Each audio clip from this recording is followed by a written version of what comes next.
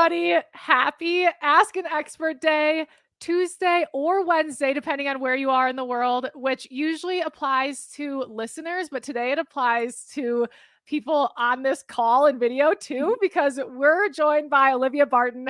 And of course, she's over in Australia. So, Olivia, happy Wednesday morning. Thank you so much for being here with us today for Ask an Expert. Thanks so much. Yeah, good evening, I suppose, to you guys over there. It's early morning here, and it's great to be on the show. Yeah, we're so excited to get to know you better. And I mean, as people who are tuning in probably know, you're a 4-star event rider and you've groomed to the 5-star level. So there's a lot that we can kind of dig into about being like an up and coming top rider, and also grooming at the top level at some of the world's biggest events is, of course, like an experience of its own and requires a lot of expertise. So I'm sure this hour will fly by, but maybe to get started, let's like get to know you. Tell us, where in Australia are you and what does your riding life look like these days? So I'm based in Branxton, which is in the Hunter Valley, and it's about 2.5 hours north of Sydney. And I am based here with Prue and Craig Barrett. Prue, who is one of your coaches on Ride IQ. And I sort of run my business out of their property. So I break in horses, ride Prue and Craig's young ones, as well as do schooling horses. And then I have my top level horses as well.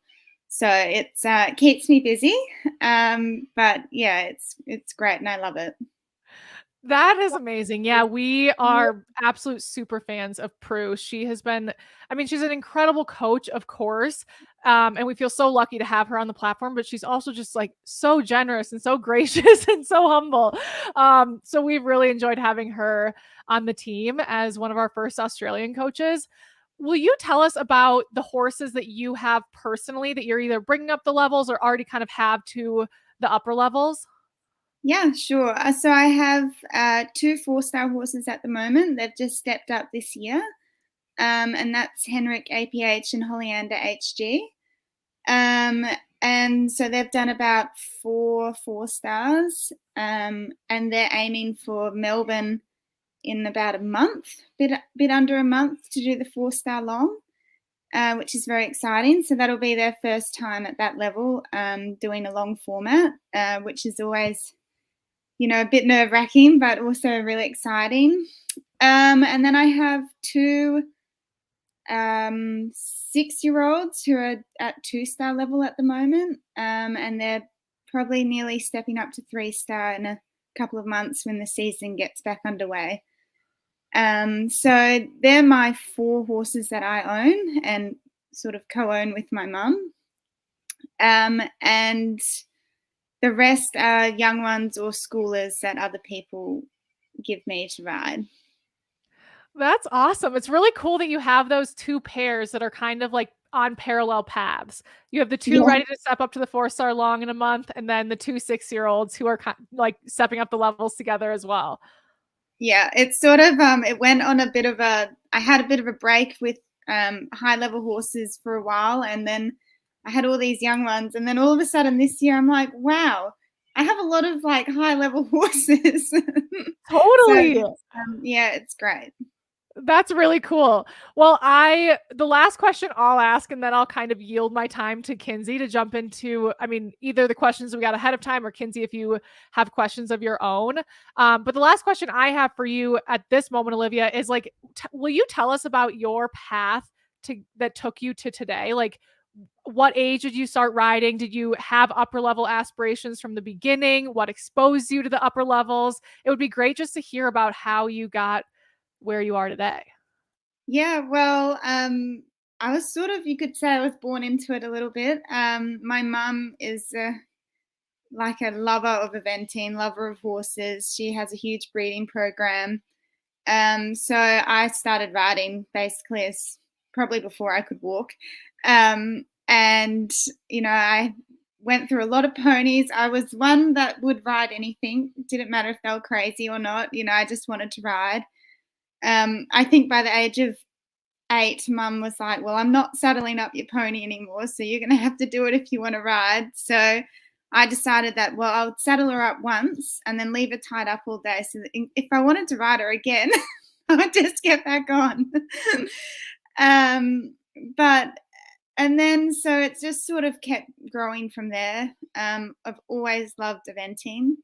Has not been smooth sailing, of course, in this sport. It's always ups and downs. I think my first event when I was about 8, I fell off twice in the cross country phase. Wasn't the greatest start to my competition career. But I've just always really loved watching the Olympics. Well, I've loved watching the World Equestrian Games and seeing all those riders at that top level, and that's sort of always what I wanted to do. You know, even at school when you get asked, oh, what are you going to do when you finish school? It was always like, well, I do want to ride horses, actually. And so I've always ridden quite a lot of the homebreds that Mum breeds, which is quite special as well. So we take them up through the grades and we break them in, and it's a real journey and you get to have a real connection with them, which is awesome. And so, yeah, one of the 4-star horses at the moment that I have is a homebred, so that's really exciting. And yeah, so that's sort of how it happened, but it's been a really amazing journey. So yeah, loving every minute of it. That's awesome. That's such a great story. And yeah, one of the questions we got in chat, actually, you just covered, was whether or not the horses you're riding currently are homebred. So it's the one 4-star horse is a homebred, right? Yeah, so he's a homebred, and also the 2 2-star ones are homebreds as well. That's amazing. That is so cool. You and your mom must be so proud of that. That's really incredible. Yeah, it is. It's an amazing. It's so rewarding. Yeah, I bet. So you groomed for Shenae Lowings at Pratoni. Can you tell us, how did that come to be? You're an upper level rider. You're not a groom by trade. How did that happen? Well, so I used to live with Shenae for a couple of years. She was based here as well in Branxton. And we're great friends. Like, she's just the best. And I've always been, you know, around her and have groomed for her at a couple of little events, just to, you know, help her out if she needed it. And when she got picked on the team, you have to name a groom, and she was a bit like, oh, I don't know who to take. And I said, well, you've got to take me. I want to go to the World Equestrian Games. And she was like, oh my goodness, would you really? And I said, I would love to. I think it would be such a great experience. And so she was like, okay, I'll put your name down. And that's sort of how it came to be. And it was great because, you know, I went over as her groom, but also, you know, one of her best friends. So it was really amazing. I love that story so much. She's like, I don't know who will be my groom. You're like, it has to be me. Yeah, you have to take me. Oh, that's really cool. Well, this touches on a question we got ahead of time, which is a high level question, but I'm kind of dying to know too. What was Pratoni like? How does it compare to other events that some of us may have either like ridden at or spectated at that are not, you know, of that caliber? Will you share what it was like? Yeah, definitely. So we drove from Belgium, which was where we had our training camp, and we drove from Belgium to Pratoni. And when you got into Italy and you were driving, you know, the last 10, 20 minutes of the drive, you're driving up these tiny, skinny roads in, you know, a huge forest, up hills, and you're like, where are we going? Like, this is insane. And it sort of just opened out into this big clearing, about like literally under a mountain. So you're in the hills, and it was amazing. It looked amazing. But it was a relatively new venue, so they had been doing it up basically for the World Equestrian Games. So it was the first time it had been used like in its newer sort of state. so the stables were really new, and sort of the arenas were new, and everything was really pristine. But you were sort of in the middle of nowhere. Like you weren't near a big town or a big city or anything. But it was really amazing. I haven't been to an event like that before. I think the closest one that we have in Australia is probably Melbourne or Adelaide. It wasn't quite as big as Sydney, which is where the Olympics were held.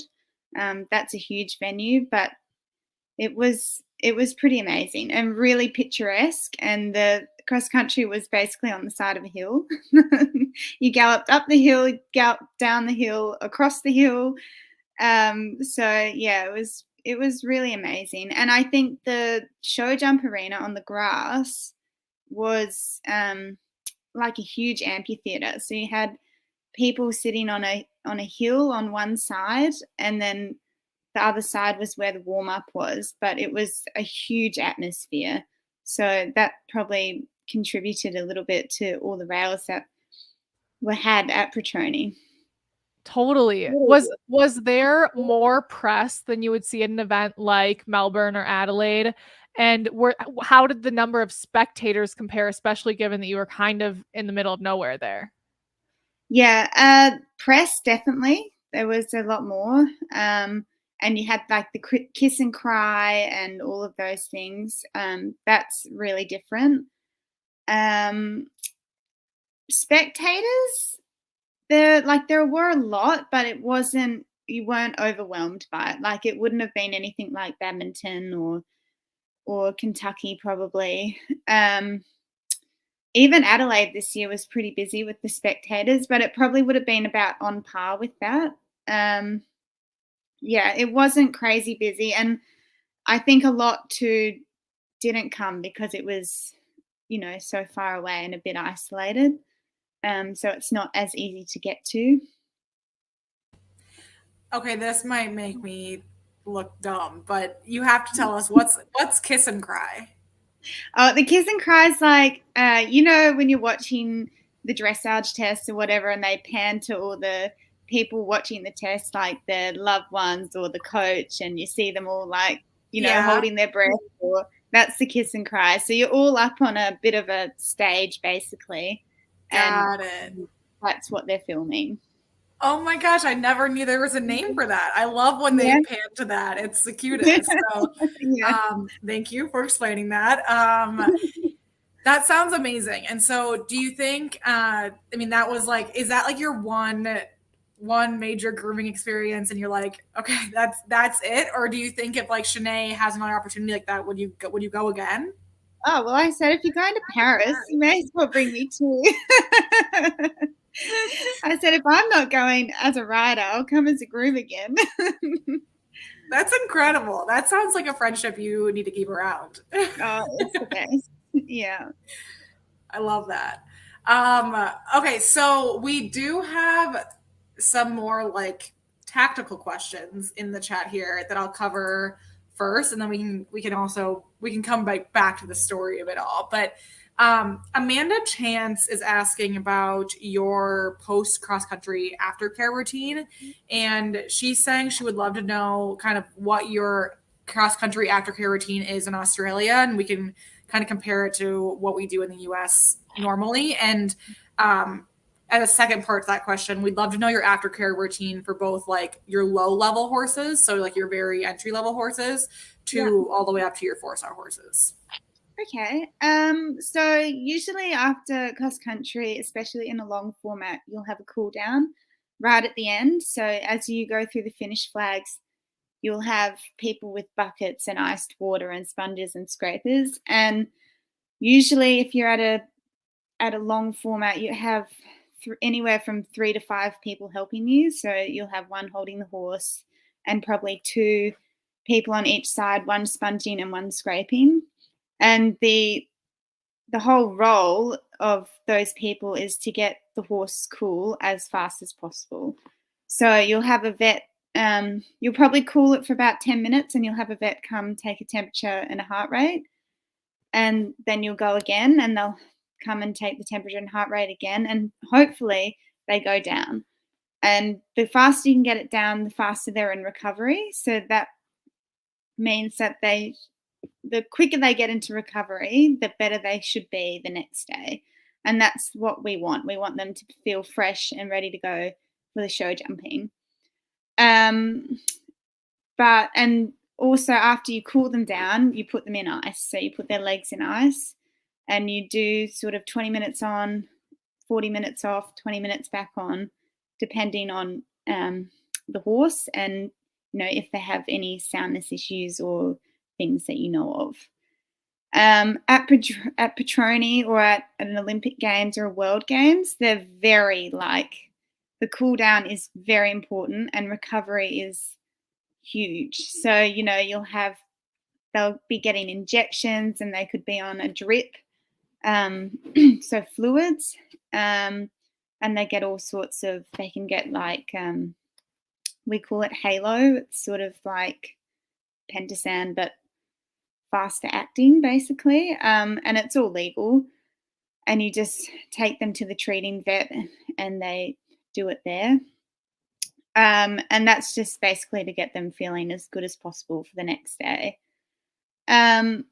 Lower level horses, it sort of depends. So if I am running around, the 95 centimeters or the 80 centimeters on a young one, and I finish up, you basically just want to get them back to the truck and hosed off as soon as possible. They shouldn't be overly hot because you're not going very fast. It just depends on their fitness levels. But basically, to get them cool, you just want to get them to the wash bay and hose them off. You can put them in ice if you want. We do ice boots in Australia, so there's all different sorts. We have ones with pockets that you put ice into and put around the legs, or you can buy ones that are basically big, like sleeves that you put the horse's leg in and then fill with ice and water. And that's probably the best sort of ice boots you can get, because it keeps the whole leg really cold, including the foot, which is great for those with feet issues or anything. But yeah, that's basically how we cool down. And at a bigger event, it's obviously taken more seriously because they are running a longer distance and jumping higher jumps. So that's what happens at a World Games and Olympic Games. It would be very cool to have an upfront seat to that, or, especially be involved in it. We got a great question in chat when you were talking about the drips and injections that can happen after cross country. Is that protocol decided before the horse goes out, or is it decided based on how the horse is recovering and what the vet is pulling from their, temperature and heart rate and whatnot? Yeah, definitely. That's a good question. So at a World Games, it's usually they'll just give them all the same. So they'll have it all prepared, and they'll just give all the horses the same things because they can. And it's, we don't have to pay for it as riders. So that's what they want to do. If you are at a long format event and, you're not riding for your country or whatever, and it's your decision about your horse, you would usually do it based on how they're recovering. So if you are going around a 5-star and it's your first 5-star run, you'll get the option to order fluids before you go cross country. And that just, fluids, basically it makes them, if they're not drinking or they lose a lot of sweat and they don't want to drink after cross country, then you'll give them fluids. Some horses can go a bit crazy on fluids. The next day they'll be really, really fresh. So it's all personal preference there. And of course, you never have to put anything into a horse if you don't want to. But there are just loads of options these days of things that you can give them to help them recover. Yeah, I was going to ask, is there any reason you wouldn't want to do fluids? But it makes sense that, yes, some might. Yeah, it's always an experience when you get on one and they've had fluids for the first time, and it's like, whoa, okay, might not do that next time. That's incredible. So you mentioned kind of as a groom, what like the different things that you're doing, like are caring for the horse. Are there any things that you've learned as being Shenae's groom at this like top event of tips and tricks for really caring for the rider? Yeah, definitely. I think it was really good that I was there as well, because we are such a support, we're such a support team for each other. So, if I'm ever in need and I go, "Oh, I don't know who to ask," I'll probably call Shen. And if she's ever in need, I'm the other person. So it was really great to be there with her. And if she needed anything, I was there to, answer her questions or, reassure her or do anything. And it was sort of, you've got to give them space, but it's a really high pressure situation. So you've also got to reassure them that they're actually, what they've done to get there is why they've been picked. So you don't start trying to second guess yourself, because you're there, you've made it. Now just do what you've practiced, to do and what you can do. I think we should clip out that audio that Olivia just said so anyone can listen to it before a show. You made it here. Now show them what you already know how to do. Obviously, you said it more articulately, but I think that's like a really nice pep talk, and I see why Shenae didn't hesitate to like have you be in that really important role. I would love to, since we're on the topic of grooming, I know that's not your primary focus, and that's like that was an event, but also it's something that you have to do for your own upper level horses too.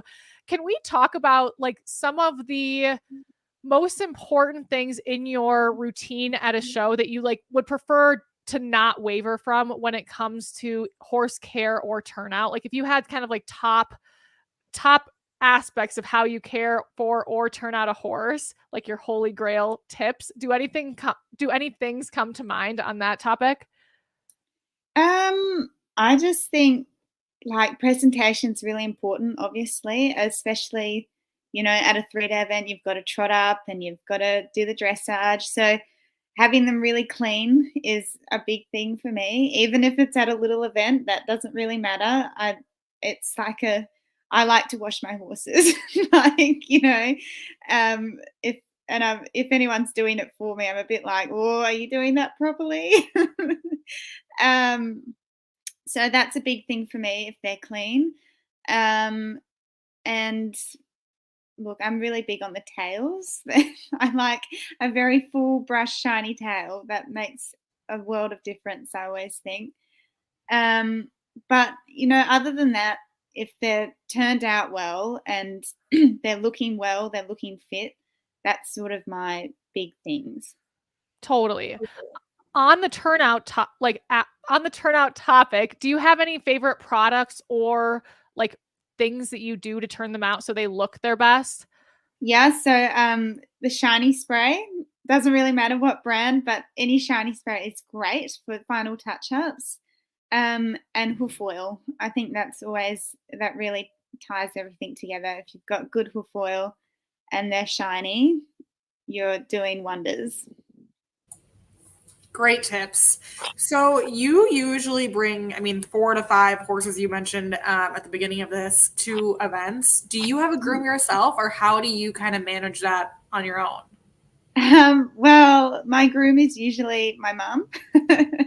It's either my mum or we have a big sort of community here. So, there's always 5, 6 people at the events, and, sometimes not everyone's riding at the same time, so they're happy to help out.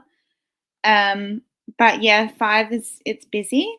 I've said I don't think I want to take 6. 6 is too much if I don't have a full-time groom. So you've sort of got to, the night before, you have everything written down of times, what time you want to be on. Do I want to pre-ride one?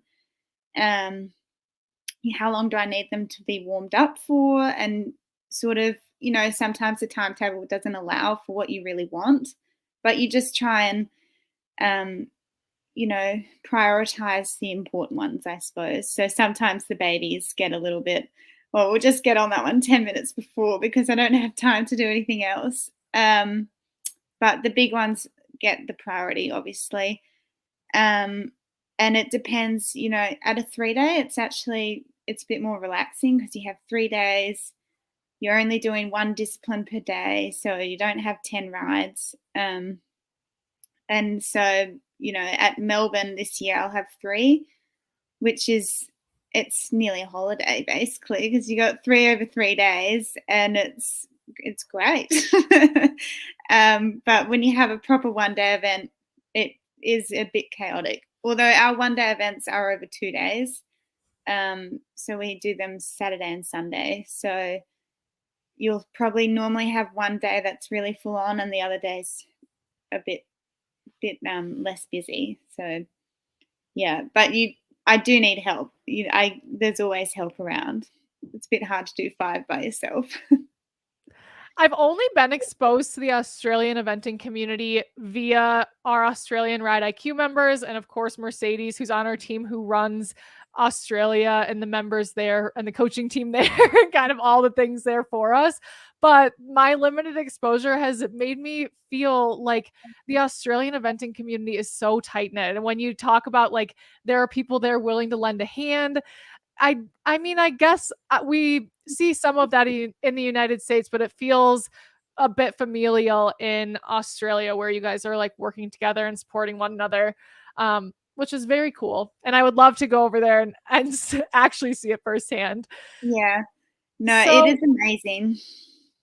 That's really cool. And I love that you do this all with your mom too. Like, I mean, Kinsey and I are sisters, and doing something that you love with your family that like gives you a lot of interaction with them and kind of like working towards something with them is a special opportunity. So that's great that you guys do that together too. One of the questions that we got ahead of time is going back to being a groom for Shenae and Bold Venture. And they asked if you got to travel with Bold Venture to Pratoni, or how did his travel go, and to what extent were you involved? So I didn't actually go on the plane with them. I flew separately because they left probably 3 or 4 days earlier than I did. But yes, I traveled with them all the way to Italy from Belgium. So that was we did it in 3 days. So they had 2 stopovers. We had one in Milan in France, and one in Italy. It was, I've forgotten where we stopped now. It'll come back to me. Anyway, so we had 2 stops. And we traveled in a car behind the trucks, and the horses traveled in 2 trucks. And so they were probably like 10-hour days each day. It was a really long way. But they had stops, and they had water breaks, and you could feed them. They had hay all the time. And they're literally, when they're at that level and before the event, they are micromanaged. Like, they are managed to the nth degree.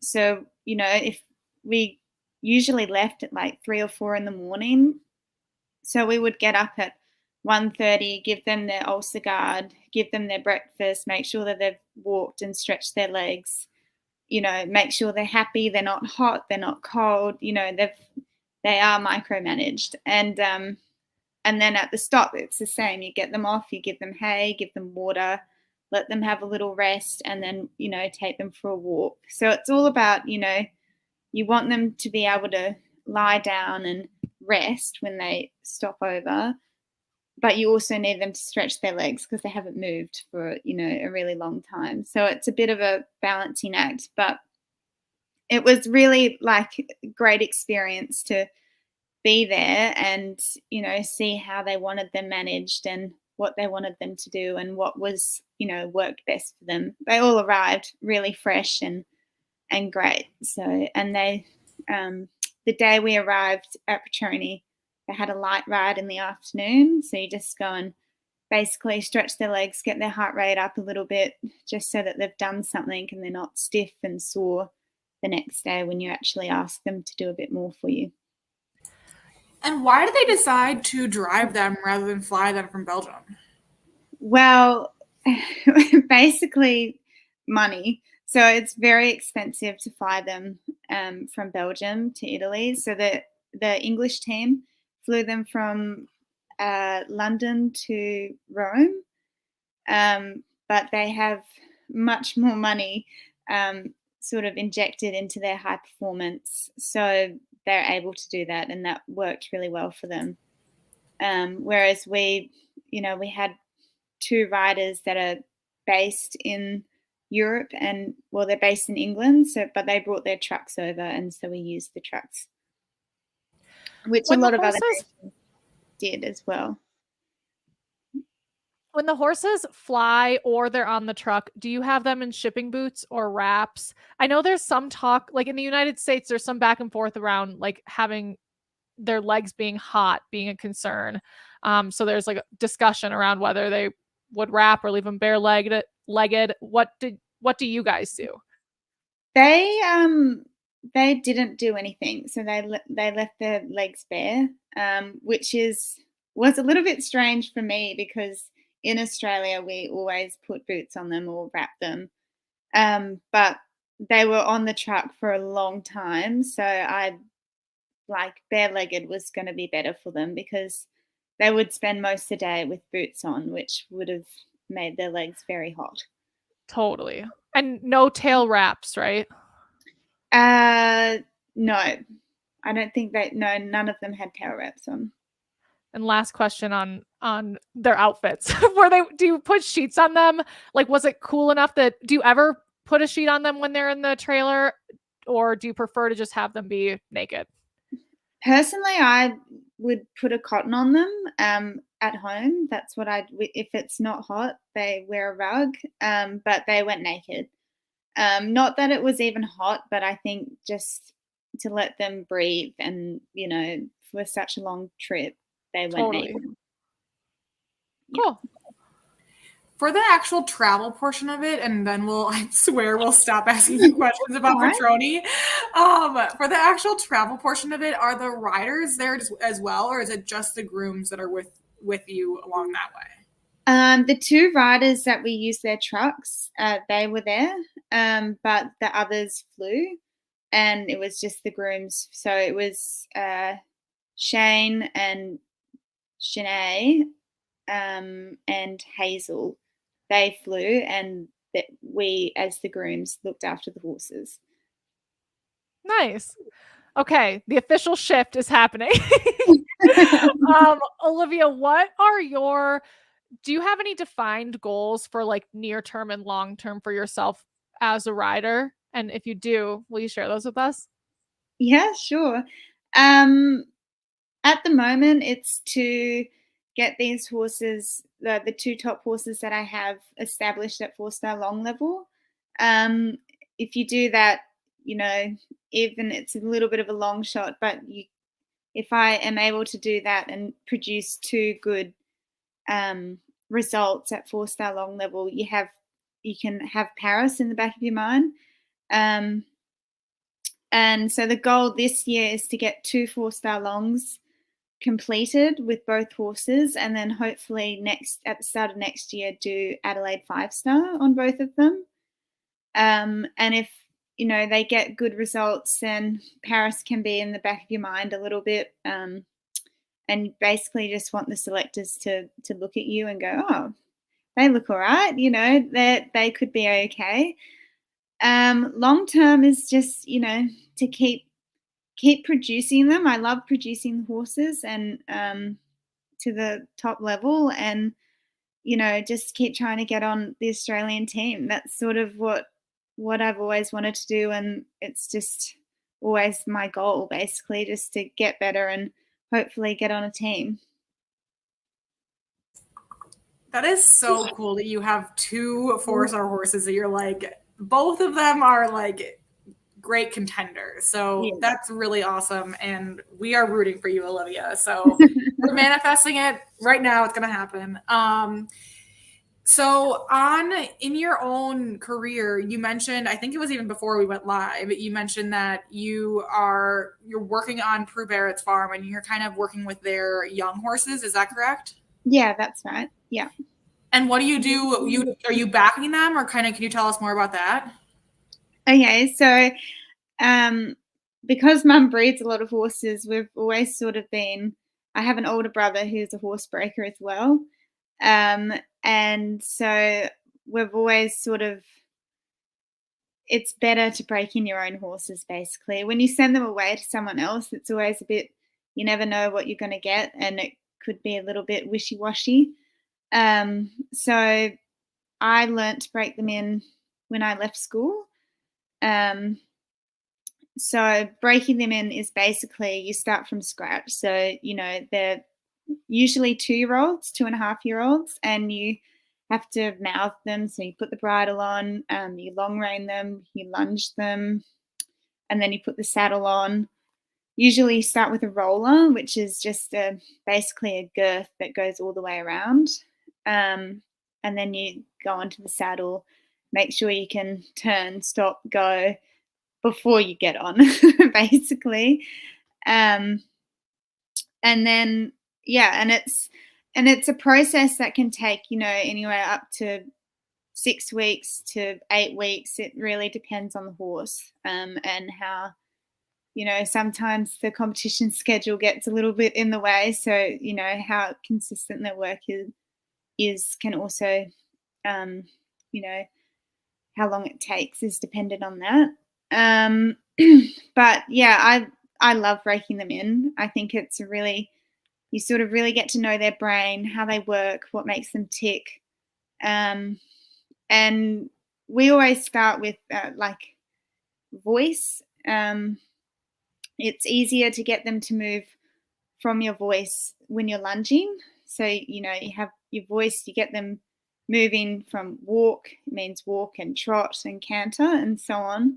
So when you get on them for the first time and, you want to walk on, you're not kicking them or whipping them or frightening them. You're just using the same principles that you started on the ground. So when you get on, that's already a new thing. So you don't want to put in another new thing, if you know what I mean. So it's got to be, a step-by-step thing. And working with them is really good. And usually by the last week that they're in, you barely need to use your voice. They're quite amazing in the way that they can adapt to what you want and they learn.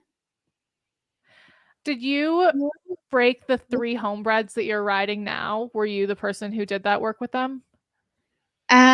So my eldest brother broke in one of the 2-star ones. And the other 2, they're a bit older than when I started to break them in. But I've just started the couple of the ones that I'm riding for Prue and Craig, I broke in. So that's really cool. Are you taking it like throughout this, let's call it 8-week process? Is it like really one thing at a time? So one day you put the bridle on for the first time and that's the extent of the work and they go away. In an ideal world, what does the step-by-step look like and how often are you working with them versus giving them time to kind of like take it in? Yeah, definitely. Usually the first 1 or 2 days you're putting the bridle and the roller on. Probably the second day you're lunging them in a round yard. So basically they're lunging them is just they need to go forward from when you're in the middle.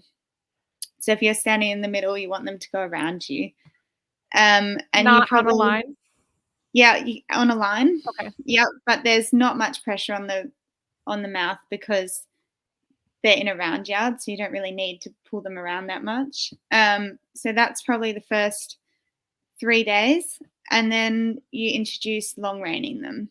So long reining is when you have 2 lunge lines, one on the left side, one on the right side, and it allows you as a person in the middle to turn them left, turn them right, stop them, teach them to go backwards eventually. And it's all like sometimes it's not very pretty. And sometimes it's like, oh, did they sort of do it? But if they're trying and if they're doing it the first day, usually let it go for not being perfect.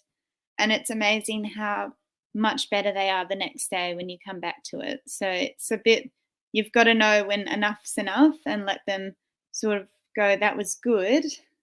And then the next day it's usually better.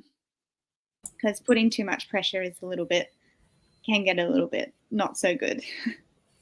And are these horses that Prue and her family are breeding, or are these horses that your mom is breeding, or how do the young horses get into Prue's program? Yeah, so they're all homebreds for the ones that Prue breaks in. So they usually have 3 or 4 homebreds a year. So I think I missed a year last year and there was only 2, but they're all homebreds basically. And you get the occasional outside one that they send to you, but usually it's homebreds. And what types of horses are they breeding? Warbloods. And it's same with your mom too? Yeah. Awesome. Someone in chat, I think it was Nicole, asked what bit you use to start the horses. Are you using the same bit on all of them? Yeah, we use an FM snaffle, which is basically it's just a normal 1-link snaffle with the sides on it. So they can't get dragged through the mouth, basically. A full cheek? Or is it different? Okay. Yeah. I was hoping some vernacular would come up that's different there than it is here. There's one thing. FM snaffle. Yeah, that's right. Yeah, it's a very good bit for the breakers.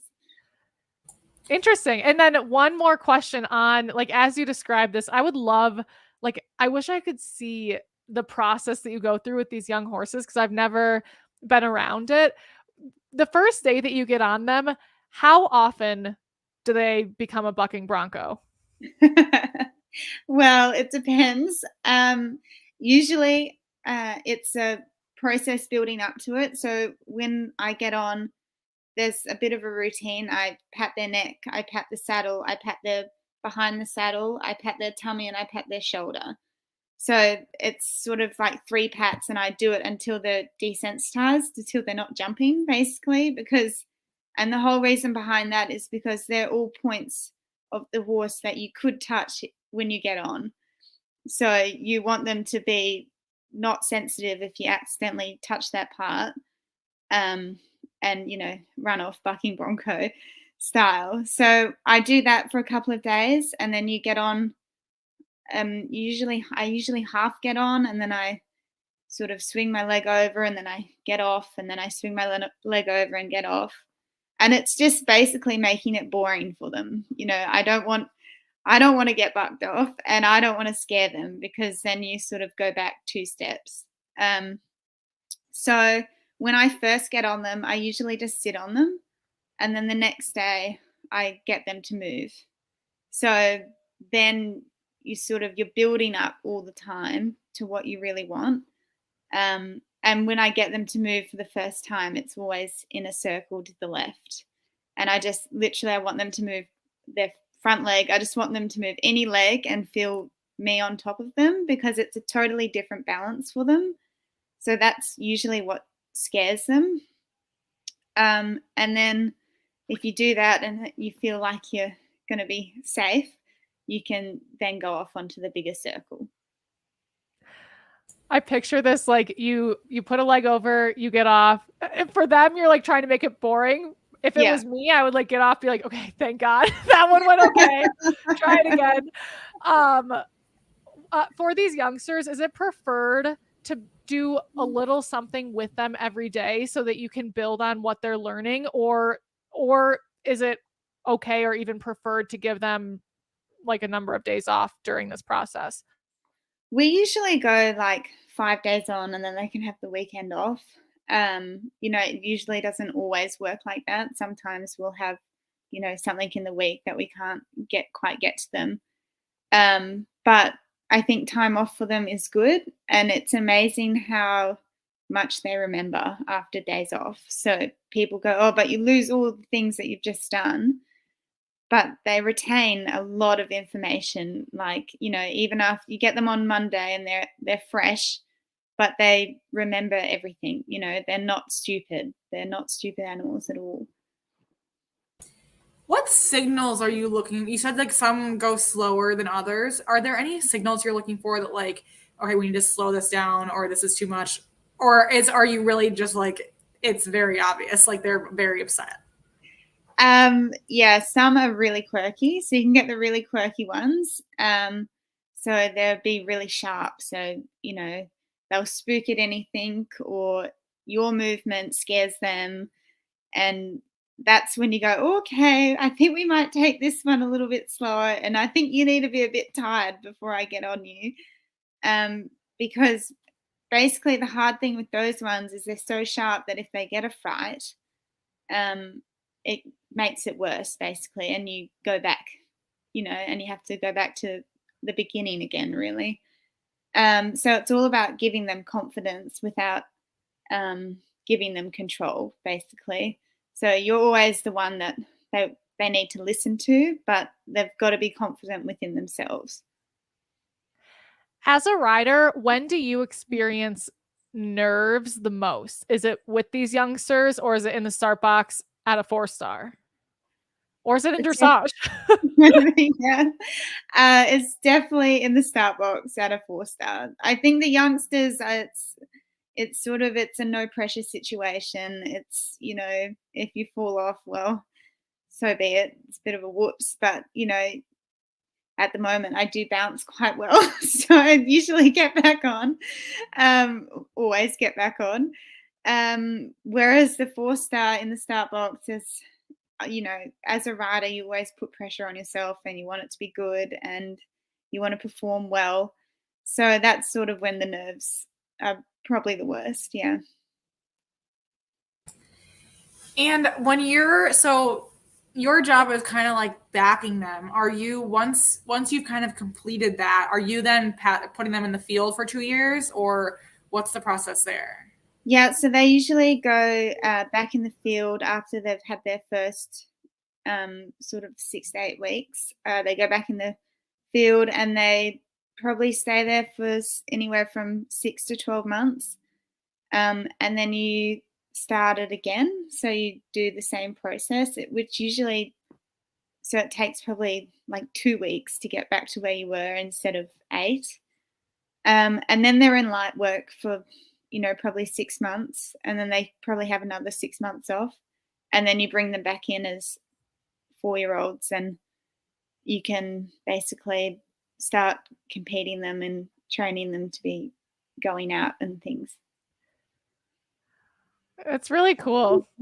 I would love to have 8 months off after 6 weeks of work, but they really do deserve it. Like that's a lot for them to be introduced to their jobs and their new lives. Yeah, that's right. And the amount that they grow is pretty amazing. You get them back as 3-year-olds and you're like, wow, I'm glad I broke you in as a 2-year-old. You're huge. Totally. Yeah, that's really interesting. Yeah, they have growing to do. So this question is kind of on a new topic that it came in while we were chatting, and it's about a topic that we hear questions around all the time, which is horse fitness, or how to condition horses. I think the 2-star level is more relevant to probably the majority of people listening than the 4-star level. But thinking about like a 2-star level or a 1-star level, what type of conditioning work do you do leading up to it? And you could describe it like on a weekly basis, what your rides include, or how far out you start thinking about it, but just understanding kind of your approach to getting them fit enough for that level would be really interesting. Yeah. So for a 2-star long level, you are galloping anywhere from 6.5 minutes to 7.5 minutes. So there is a level of fitness that they need to have. For a 2-star long, you could probably think maybe 4 weeks out. about starting to getting them galloping fit. But depending on how much work they're in. So I have a horse that just did a 2-star long probably 3 weeks ago. And I didn't really gallop him that much, but he's a bit tricky on the flat. And so he has quite big sessions, every day, 6 days a week. So at the end of the cross country, he was actually very fit. He had a heart rate of about 90 and he wasn't hot. He was barely puffing. It was like, right, well, there you go. You don't need to gallop them all.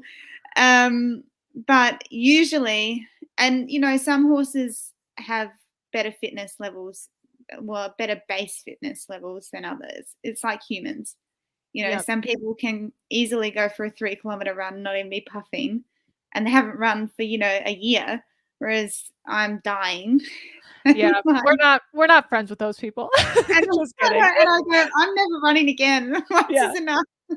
Once is enough.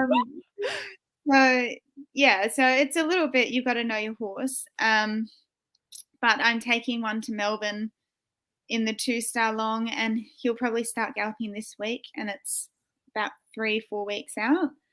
And if I'm really pedantic about he needs to be fitter, I'll do a gallop every 4 days. Okay. And that's what I do with the high level horses. They gallop every 4 days, but they start probably 6 to 8 weeks out. And is that on hills? And are you doing the same number of sets every 4 days and just increasing the duration of the set, or are you increasing the number of sets too? Yeah. So we have a hill here. So you go across the hill, down the hill, across the hill, and then back up the hill. And for the 4-star horses, I am getting them up to galloping 10 laps of that. But you do it in 3 sets. So you do 3 canter laps a set, and then you walk down the hill and you go again. For a 2-star level horse, I'd probably be cantering maybe 5 or 6 laps. And, they don't all have to be fast. You might have 2 or 3 that are faster and then 2 that are just cantering. And it's just about keeping their heart rate up, and then walking down the hill allows the heart rate to go back down, and then you build it up again. And that's sort of how we get them fit. And for the 4-star horses, when you're starting 6 to 8 weeks out, you obviously start at, less sets. So you probably might canter 6 laps, and then you work your way up to 10. So it's all about, you don't want to break them, but you don't want to make, you don't want them not to be fit enough, basically.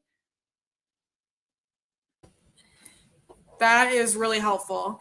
And how are you thinking about your own fitness as a rider? Like, is it normal there that you're staying fit by just riding multiple horses every day, or is it like part of the culture there that as a rider, like you're doing other fitness as well? I think it's very dependent. So I ride anywhere from 8 to 11 horses a day, and I don't have a groom, so I do a lot of walking. Walking to and from paddocks and all those things. So I personally don't do anything else, probably should, but I don't. Other people are really into the off horse fitness and, getting themselves fit enough to do cross country and whatnot, and they go to the gym and they do all those things. I think it's a bit of a personal preference, and my thought is always if I can gallop 3 horses, so I'm taking 3 to Melbourne, if I can do 3 gallop sets and not feel exhausted, then I'm probably fit enough. Yeah, that's one of those questions that isn't so relatable from someone of your caliber to an amateur who has 1 or 2 horses, because you just have so many horses in your routine. Yeah. So it is different trying to build that fitness for riding, and when you have 1 or 2 horses, there's just you have to figure out your fitness for it's the riding. Definitely harder for them, because you do get riding fit, and it's a totally different fitness to your running fitness. Mhm. But I would say if you're at a lower level or you only have 2 horses, then, most definitely, do some cardio or do leg work or do those things, because it will help you no matter what. It's going to help you feel stronger and be better for the horse. Definitely. And it's a great plug for we announced a new Ride IQ coach who is a strength and conditioning coach named Coach Tony Sandoval. And he's a former Division 1 college strength and conditioning coach, but now he's entirely focused on equestrian sports, which is such a gift to have someone with that like attention to detail and experience, really like understanding what it means to be riding fit and like how to holistically support equestrians. So we're very excited about that. And that sort of thing hopefully will be a great resource for people who are looking to supplement their 1 or 2 horses that they're riding. I would love to know from you, Olivia, what advice you have for riders, whatever age they are, who aspire to ride at the upper levels, who aren't there yet, but kind of, secretly have that aspiration, or not secretly. I think if you love it and it's your passion, just go for it. And there's going to be up and downs in the road. I mean, it has not all been smooth sailing. It always sounds amazing on paper, but there are times where you go, oh my gosh, I can't believe I'm still doing this. Horses break. They can be heartbreaking creatures, but they are also the most amazing animals. And if you're doing what you love, then you will find a way to make it work. And I just, don't give up and have fun with it. I think it's so important to enjoy what you do. Otherwise, you don't want to do it. So, have fun and keep doing it, I would say. That's just generally great advice. Like it doesn't even like that's just good advice for life. Like have fun and enjoy it, because it can be really easy to get caught up in whatever the grind is. So I love that advice. Well, Olivia, I mean, we are already at the hour here and we covered a lot of topics here. And I thank you so much for like sticking with us and just being down for covering the spectrum of them. I learned a lot, and I know everyone in chat learned a lot, and everyone who will listen to this later will learn a lot. So we really appreciate it. And we're cheering for you and hope that kind of you reach some of those goals soon that you're looking for. Thank you so much for having me. That was so much fun. I loved it. Me too. I feel like I've been smiling this whole time. I wish that we could be in real life friends. It's hard because you're across the world. But yeah, like Kinsey said, we'll definitely be cheering for you from over here. Where can people find you? Are you on social media? Is there a way to kind of follow along as you move along with your 4 horses? Yeah, I have a Facebook page called Olivia Barton Eventing. Amazing. So, well, we live on Facebook with this Ride IQ community, so I'll be following there. And good luck with everything you have coming up.